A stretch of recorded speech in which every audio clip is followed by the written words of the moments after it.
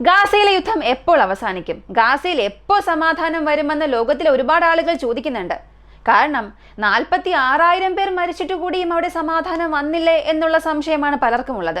ഇതിനെക്കുറിച്ചുള്ള ഒരു പുതിയ അപ്ഡേറ്റ് ഇപ്പോൾ ലഭിച്ചിട്ടുണ്ട്. ഇസ്രായേലിനും ഹമാസിനും ഇടയിൽ ഒരു സമാധാന ചർച്ച അല്ലെങ്കിൽ സീസ് ഫയർ കൊണ്ടുവരാനുള്ള അവസാന ഘട്ടത്തിലാണ് അവർ ഉള്ളതായി 2-3 ദിവസത്തിന് മുൻപ് വാർത്ത വന്നിരുന്നു. ഇതിൽ എന്തൊക്കെ സ്റ്റെപ്പാണുള്ളത്, ഏതെല്ലാം രീതിയിൽ ഇവർ ഹോസ്റ്റേജസിനെ പരസ്പരം കൈമാറാൻ പോകുന്നു, ഇവയെല്ലാം ഈ വീഡിയോയിലൂടെ വിശദമായി അറിയാം.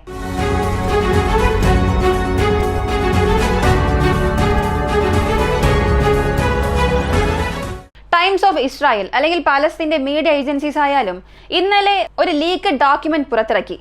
അല്ലെങ്കിൽ 2 വിഭാഗങ്ങൾക്കും ഇടയിൽ നടക്കുന്ന ചില വാർത്തകൾ പുറത്തുവിട്ടിരുന്നു. അതിൽ ഇസ്രായേലിനും ഹമാസിനും ഇടയിൽ സംഭവിക്കുന്ന സമാധാന ഉടമ്പടി, ആ സമാധാന ചർച്ച ഏത് രീതിയിലാണ് സംഭവിച്ചുകൊണ്ടിരിക്കുന്നത്, ഇതിൽ ആരെല്ലാമാണ് മീഡിയേറ്റർ ആയിട്ടുള്ളത്, ആരെല്ലാം ഇതിൽ പ്രധാനപ്പെട്ട പങ്കാളികളായി മാറി, ഇതിപ്പോ ഏത് അവസ്ഥയിലാണെന്നുള്ള ചില വാർത്തകൾ വന്നിരുന്നു. ഈ ലീക്ക് ഡോക്യുമെന്റ് അല്ലെങ്കിൽ പുറത്തു വന്നിരിക്കുന്ന ഈ വാർത്ത അനുസരിച്ച് നോക്കിയാൽ ഇതിന് 3 ഘട്ടമാണുള്ളത്. ഈ സീസ് ഫയർ ഗാസയ്ക്കുള്ളിൽ കൊണ്ടുവരാൻ പോവുകയാണ്. ഇതിൽ ഓരോ ദിവസവും അല്ലെങ്കിൽ ഈ ഓരോ ഘട്ടം ഓരോ കാലയളവിലും 42 ദിവസത്തെ ദൈർഘ്യമുണ്ടാകും. ഏകദേശം 6 ആഴ്ചത്തെ കാലയളവിനുള്ളിൽ ഓരോ ഘട്ടമായി ഈ സമാധാന ചർച്ചകൾ തീരുമാനത്തിലെത്തും. ഒരു സീസ് ഫയർ ഗാസയ്ക്കുള്ളിൽ കൊണ്ടുവരാൻ പോവുകയാണ്. ഇതിൽ ഓരോ ദിവസവും അല്ലെങ്കിൽ ഈ 3 ഘട്ടത്തിനും 42 ദിവസത്തെ ദൈർഘ്യമുണ്ടാകും. ഏകദേശം 6 ആഴ്ചത്തെ കാലയളവിനുള്ളിൽ ഓരോ ഘട്ടമായി ഈ സമാധാന ചർച്ച തീരുമാനത്തിലെത്തും. ആദ്യ ഘട്ടം തുടങ്ങിയതിനു ശേഷം ആദ്യത്തെ ഒരാഴ്ചയ്ക്കുള്ളിൽ, അതായത് 7 ദിവസത്തിനുള്ളിൽ ഇസ്രായേലിന്റെ ഹോസ്റ്റേജസിനെ ഹമാസ് 30 പേരെയോളം റിലീസ് ചെയ്യണം. ഇത് ഇസ്രായേലിന്റെ ഒരു അഭ്യർത്ഥനയാണ്. പക്ഷെ ഇതിന് ഹമാസിന്റെ ഒരു മറുപടി, ആദ്യത്തെ 7 ദിവസത്തിനുള്ളിൽ ഞങ്ങൾ ഈ ഹോസ്റ്റേജസിനെ മോചിപ്പിക്കാൻ പോകുന്നില്ല. ഇപ്പോഴത്തെ കണക്കനുസരിച്ച് 90 ആളുകൾ വരെയും ജീവിച്ചിരിപ്പുണ്ടോ മരിച്ചോ എന്നറിയാത്ത ഒരവസ്ഥയിൽ ഗാസയ്ക്കുള്ളിൽ ഹമാസിന്റെ നിയന്ത്രണത്തിലുണ്ട് ഇസ്രായേലിലെ പൗരന്മാർ. എന്നാൽ എത്ര പേർ ഇതിൽ മരിച്ചിട്ടുണ്ട് അറിയില്ല.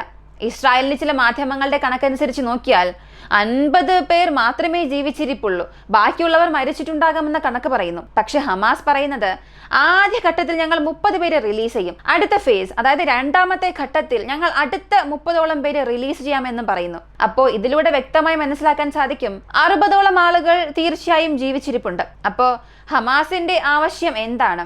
ഈ ഹമാസിനും ഇസ്രായേലിനും ഇടയിൽ പറയുന്ന പ്രധാനപ്പെട്ട പോയിന്റ്സ് എന്തൊക്കെയാണെന്ന് നോക്കിയാൽ, ടെമ്പററി സസ്പെൻഷൻ ഓഫ് ഹോസ്റ്റിലിറ്റീസ്. ഈ 2 വിഭാഗവും തോക്കുകൾ ഉപയോഗിക്കാതെ, യാതൊരു സ്ഫോടക വസ്തുക്കളും ഉപയോഗിക്കാതെ അവിടെ പെട്ടെന്നൊരു സീസ് ഫയർ കൊണ്ടുവരണം.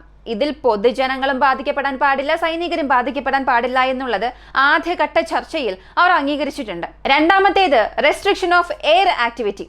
ഗാസയ്ക്ക് മുകളിൽ ഇസ്രായേൽ വിമാനങ്ങൾ പറക്കുന്നത് മുഴുവനായും നിരോധിച്ചില്ല എന്നുണ്ടെങ്കിലും ഇസ്രായേൽ വിമാനങ്ങൾ, യുദ്ധവിമാനങ്ങൾ അകത്തേക്ക് പ്രവേശിച്ച് അവിടെ ബോംബ് സ്ഫോടനങ്ങൾ നടത്താൻ പാടില്ല എന്നും ഈ 2 വിഭാഗവും സമ്മതിച്ചിട്ടുണ്ട്. ഇതിനായിട്ടുള്ള ഒരു കാലയളവ് എത്രയാണെന്ന് നോക്കിയാൽ ഈ 42 ദിവസത്തിലെ 7 മുതൽ ഈ 40 ദിവസമാണ് പറയുന്നത്. അതായത് ആദ്യത്തെ ഈ 7 ദിവസത്തിനുള്ളിൽ ഇസ്രായേൽ യുദ്ധവിമാനങ്ങളുടെ പ്രവർത്തനം അവിടെ കുറയണം. 7 മുതൽ 40 ദിവസം വരെയും പൂർണ്ണമായും ഇസ്രായേലിന്റെ യാതൊരു വിമാനവും, സർവൈലൻസ് വിമാനങ്ങളും ഗാസയിലേക്ക് പ്രവേശിക്കാൻ പാടില്ല എന്ന് ഈ 2 വിഭാഗത്തിനും ഇടയിലുണ്ടായ ഒരു ഡീലായി മാറിയിട്ടുണ്ട്.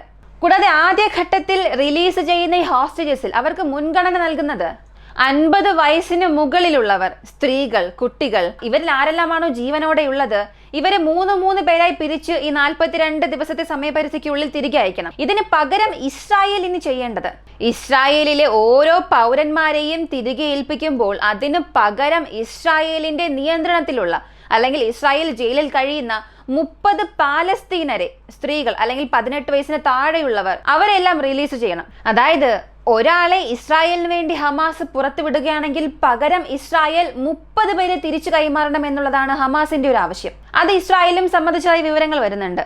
അതുപോലെ ഇസ്രായേലിന്റെ ഒരുപാട് സൈനികർ ഹമാസിന്റെ ജയിലിൽ അടയ്ക്കപ്പെട്ടിട്ടുണ്ട്. അതിൽ ഓരോ സൈനികരെയും, പ്രധാനമായും വനിതാ സൈനികർ, ഈ ഒരു വനിതാ സൈനികനെ റിലീസ് ചെയ്താൽ അതിന് പകരം ഇസ്രായേൽ അവരുടെ നിയന്ത്രണത്തിലുള്ള 50 ഫലസ്തീനരെ പുറത്തേക്ക് വിടണം. ഇതിനകം ക്രിമിനൽ കേസിൽ അകത്തേക്ക് പോയവർ അല്ലെങ്കിൽ ഇസ്രായേലിലെ സമാധാനത്തിന് പ്രശ്നമുണ്ടാക്കിയ ഏതൊരു കേസിലുണ്ടായിരുന്നവരായാലും ഹമാസ് നൽകിയ ആ ലിസ്റ്റിലുള്ള 50 പേരെ അവർ റിലീസ് ചെയ്യണമെന്നുള്ള ഒരു അഭ്യർത്ഥനയും കൊടുത്തിട്ടുണ്ട്. ഇതും ഇസ്രായേൽ അവിടെ അംഗീകരിച്ചതായി പറയുന്നു.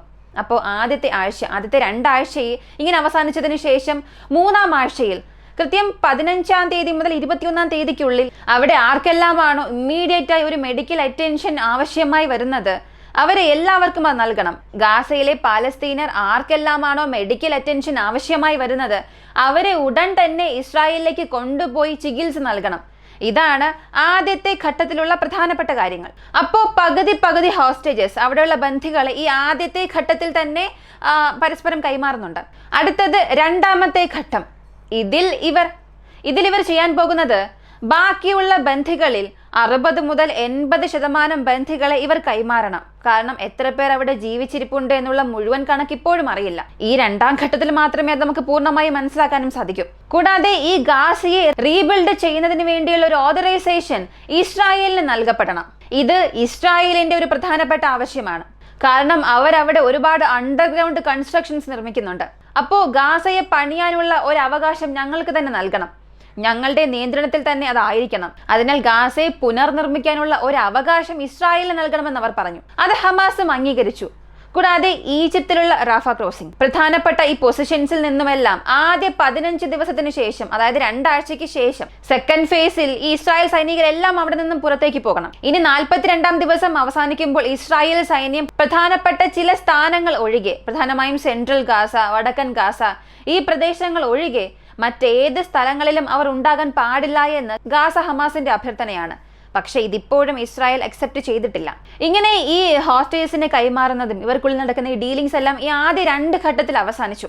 മൂന്നാമതായി ഉള്ളതാണ് വളരെ പ്രധാനപ്പെട്ട ഘട്ടം. ഗാസയുടെ ക്രിട്ടിക്കൽ സപ്ലൈസ്. ഈ സപ്ലൈ ലൈൻസ് എല്ലാം വീണ്ടും നോർമലൈസേഷൻ ചെയ്യണം. ഇതിൽ മരിച്ചവരുടെ അടയാളം അല്ലെങ്കിൽ അവരുടെ ശരീരം തിരിച്ചേൽപ്പിക്കുക. കൂടാതെ ബാക്കിയുള്ള അത്ര ഹോസ്റ്റേഴ്സിനെയും കൈമാറണം. അല്ലെങ്കിൽ ഹമാസിന്റെ ലിസ്റ്റ് അനുസരിച്ചുള്ള ബാക്കിയുള്ള ഹോസ്റ്റേഴ്സിനെ എല്ലാം തന്നെ സ്വാപ്പ് ചെയ്യണം. ഇതാണ് 3-ാം ഘട്ടത്തിൽ വരുന്നത്. ഇതുവരെയും ഈ കഴിഞ്ഞ 2 ഫേസിൽ പറഞ്ഞതെല്ലാം ഈ 2 വിഭാഗങ്ങൾക്കും ഇടയിൽ നടക്കുന്ന ട്രാൻസാക്ഷൻസിനെ കുറിച്ചാണ്. എന്നാൽ സത്യത്തിൽ പാലസ്തീനിയർക്കും അല്ലെങ്കിൽ ഗാസയിലുള്ള പൊതുജനങ്ങൾക്കും നന്മകൾ നൽകാൻ കഴിയുന്ന രീതിയിലുള്ള ചില ആനുകൂല്യങ്ങൾ, പ്രധാനപ്പെട്ട പോയിന്റ്സ് ഈ 3-ാം ഘട്ടത്തിലാണ് വരുന്നത്.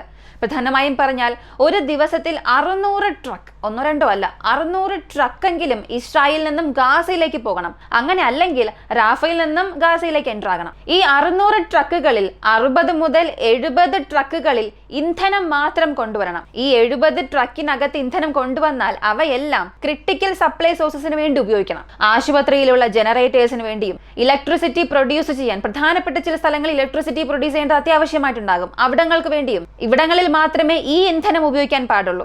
120 ടാങ്കുകളിൽ ഇവർക്ക് ആവശ്യമായ കുടിവെള്ളം, ഭക്ഷണ സാധനങ്ങൾ ഇവയെല്ലാം ആയിരിക്കണം കൊണ്ടുവരേണ്ടത്. അതുപോലെ ബോർഡേഴ്സിൽ, ഇപ്പൊ ഗാസയ്ക്കും ഇസ്രായേലിനും ഇടയിൽ ഒരുപാട് സ്ഥലങ്ങളിൽ ക്രോസിംഗ് ഉണ്ട്. അവ എപ്പോഴത്തെയും പോലെ തിരിക്കണം. നോർമലൈസേഷൻ കൊണ്ടുവരണം. ഇസ്രായേലിന്റെ ആക്രമണം കാരണം നോർത്തേൺ ഗാസയിൽ നിന്നും ഇവിടെയുള്ള റഫയിൽ നിന്നും ഒരുപാട് ജനങ്ങൾ അഭയാർത്ഥികളായി പല സ്ഥലങ്ങളിലേക്ക് പോയിട്ടുണ്ട്. വീണ്ടും അവരെ തിരികെ കൊണ്ടുവരണം. അവരെ താമസിപ്പിക്കുന്ന രീതിയിലുള്ള സഹായവും ഇസ്രായേൽ ചെയ്തേ മതിയാകൂ. പ്രധാനമായും ആശുപത്രികൾ റീകൺസ്ട്രക്ട് ചെയ്ത് നൽകണമെന്നുള്ളതും 2 വിഭാഗങ്ങൾക്കുമിടയിൽ അവസാനം സമ്മതിച്ച ഒരു പ്രധാനപ്പെട്ട പോയിന്റാണ്. അപ്പോൾ ഇവിടെ എന്തെങ്ങനെയായാലും ഏകദേശം 2 വിഭാഗവും ഈ സമാധാനത്തിന്റെ വളരെ അടുത്തേക്ക് തന്നെ വന്നിട്ടുണ്ട്. നല്ല രീതിയിൽ അവസാനിക്കുകയാണെങ്കിൽ 46,000 പേർ മരിച്ചതിന് ശേഷമാണെങ്കിൽ കൂടിയും ഒരു സമാധാനം അവിടെ വന്നു എന്ന് നമുക്ക് സമാധാനിക്കാം. എന്നാൽ അതേസമയം ഇസ്രായേലിന്റെ രാഷ്ട്രീയക്കാർ, ഇസ്രായേലിലുള്ള പ്രധാനപ്പെട്ട ക്യാബിനറ്റ് മിനിസ്റ്റേഴ്സ് എല്ലാം ഇതിന് അനുകൂലമാണോ എന്ന് നോക്കിയാൽ പൂർണ്ണമായും ഇല്ല. പ്രധാനമായും പല നേതാക്കന്മാർ, ഇസ്രായേലിന്റെ ഫിനാൻസ് മിനിസ്റ്റർ എല്ലാം ഈ ഗാസ യുദ്ധം അവസാനിപ്പിക്കാൻ തയ്യാറല്ല എന്നാണ് പറയുന്നത്. ഗാസയിൽ ഒരു സമാധാനം ഇസ്രായേൽ കൊണ്ടുവരണമെന്നുണ്ടെങ്കിൽ നമ്മുടെ മിലിറ്ററി ഗോൾസ് എല്ലാം അവിടെ തൃപ്തികരമാക്കണം. എങ്കിൽ മാത്രമേ നമുക്ക് അവിടെ ജയിക്കാൻ സാധിക്കൂ. അതല്ലാതെ നമ്മൾ ഒരിക്കലും അവിടെ ഡൗൺ ആകാൻ പാടില്ല, നമ്മൾ തലകുനിക്കാൻ പാടില്ല എന്നാണ് പലരും പറയുന്നത്. നെതന്യാഹുവിന് ഒരുപാട് സമ്മർദ്ദം ചെലുത്താൻ തുടങ്ങിയിട്ടുണ്ട്. എന്നാൽ മിലിറ്ററി ഗോൾസ് അച്ചീവ് ചെയ്യുമോ ഇല്ലയോ, ഒരു സീസ് ഫയർ കൊണ്ടുവന്നാൽ മാത്രമേ ആ സ്ഥലത്ത് ഒരു സമാധാനം ഒരല്പമെങ്കിലും തിരികെ വരികയുള്ളൂ. ഈ ഒരു വീഡിയോയെ കുറിച്ചുള്ള നിങ്ങളുടെ അഭിപ്രായം കമന്റിൽ പറയുക. ഇങ്ങനെയുള്ള വീഡിയോസ് കാണാൻ താല്പര്യമുള്ളവരാണ് നിങ്ങളെങ്കിൽ ഇപ്പോൾ തന്നെ വോയിസ് ഓവയ്ക്ക് സബ്സ്ക്രൈബ് ചെയ്യുക. മറ്റൊരു വീഡിയോയുമായി വീണ്ടും കാണാം.